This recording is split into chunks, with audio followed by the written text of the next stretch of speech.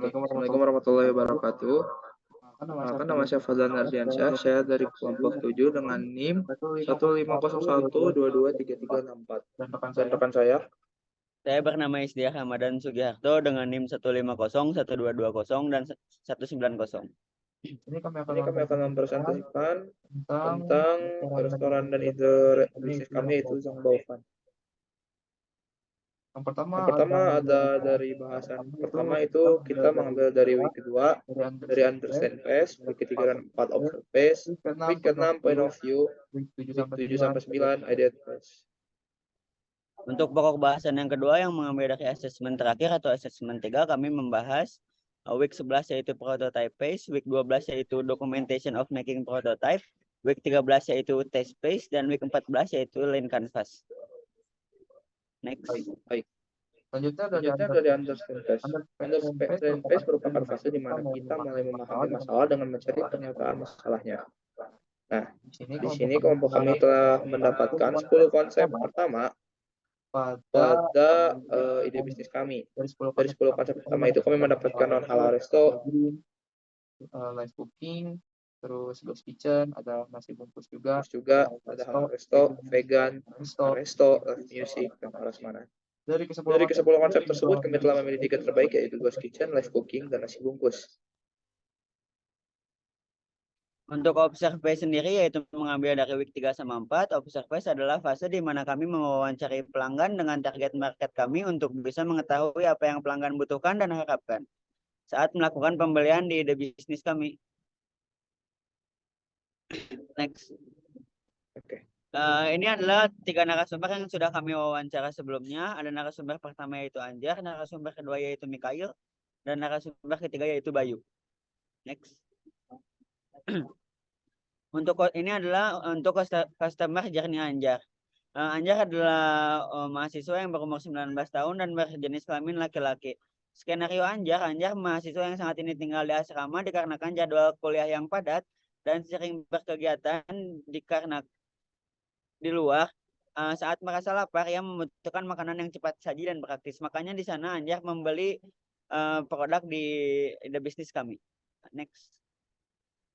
Yang selanjutnya ada Mikhail Khadibilah yang berumur 18 tahun, mahasiswa dan berjenis kelamin laki-laki. Skenarionya yaitu Mikhail mahasiswa yang memiliki rasa penasaran yang tinggi, waktu luang dan uang bulanan yang memadai. Itu menyebabkan Mikhail dapat membeli produk di bisnis kami. Next.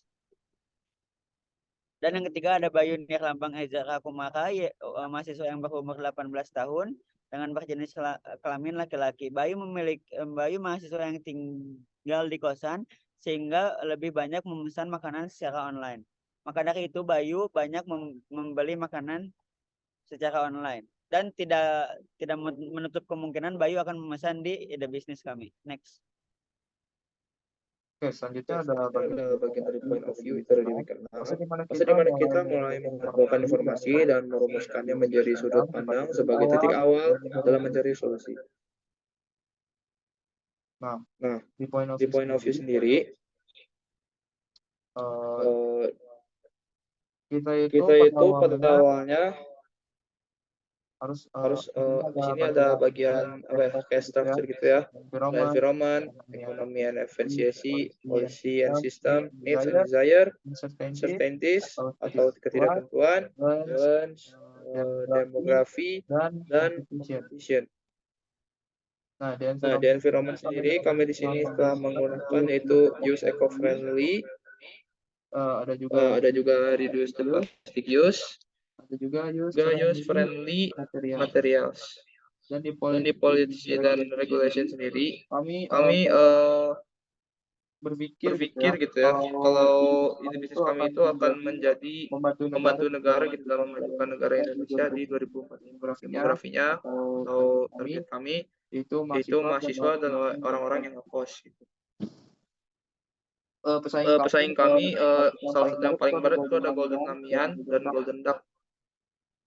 Di uncertainty sendiri kemungkinan paling besar untuk saat ini adalah resesi dan COVID-19 volume kedua. needs, needs, apa yang dibutuhkan oleh pelanggan kami, saya kira dari semua yang telah saya lakukan analisis dan tim saya, efisiensi waktu dan kepraktisan itu menjadi salah satu yang terpenting. Food trends, Food trends, makanan kami sangat praktis, higienis, sudah dijamin, penyajiannya juga cepat. dan Untuk ekonominya sendiri, kami di sini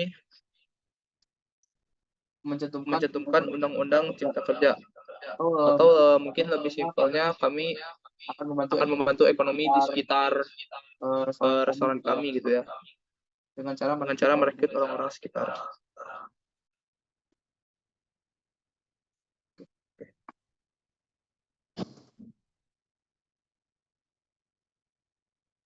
Di sini saya akan membahas Ideate Phase yang berjumlah 3 week yaitu 7, 8, 9.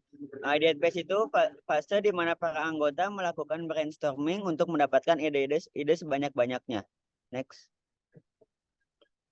Untuk Ideate Phase sendiri, metode yang kami gunakan yaitu metode 2x2 matrix, ada metode 635 method, dan metode dot voting. Tapi di sini kami memilih next. Tapi di sini kami memilih metode 2x2 matrix karena di sini 2x2 matrix sangat memudahkan kami dalam mencari sebanyak-banyaknya ide. Di sini saya akan menjelaskan 2x2 matrix. Apa sih itu 2x2 matrix? 2x2 matrix itu adalah konsep yang memudahkan para pembisnis untuk mengetahui konsep mana yang paling bagus. Di sini ada define X. Define X adalah kami memilih low and high merupakan perbandingan yang berkonsep nilai, yaitu kami harus mengidentifikasi manakah konsep yang bernilai tinggi atau rendah untuk diwujudkan. Dan ada yang kedua yaitu easy to difficult merupakan perbandingan konsep yang dimana konsepnya apakah mudah dibuat atau sulit dibuat. Untuk di sini kami memilih konsep Karesto untuk diwujudkan untuk ide bisnis kami dikarenakan konsep itulah yang mudah diwujudkan dan bernilai sangat tinggi untuk membangun sebuah bisnis dan memajukan bisnis kami. Next. Oke, selanjutnya ada prototype phase, itu pada week 11, fase di mana kami mencoba membuat salah satu elemen dari metode MVP atau minimum viable product untuk menentukan minimal bisnis kami. Ini merupakan MVP dari kami ya. Di sini ada intensial persona, ada vision and roadmap, constellation, top 3 problems, challenge, top 3 features, ada learn, ada measure, build, post, schedule, customer journey, and use case.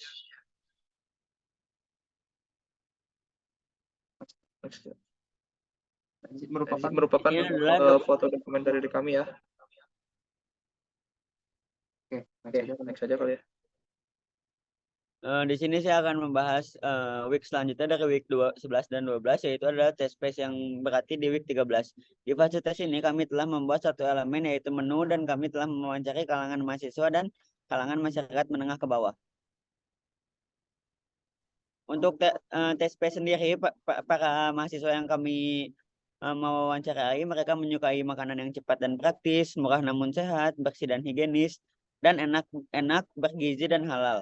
Namun mereka juga berharap untuk ide bisnis kami yaitu terdapat layanan delivery, adanya variasi menu, banyaknya penggunaan alat-alat non plastik akan lebih baik dan diadakannya menu vegan. Untuk yang kami wawancarai sendiri, mereka bertanya di mana saja dapat membeli Zhangbaofan, apakah porsi yang disajikan dapat ditambah, apakah bahan yang digunakan sudah bersih, dan apakah Zhangbaofan sudah pasti halal.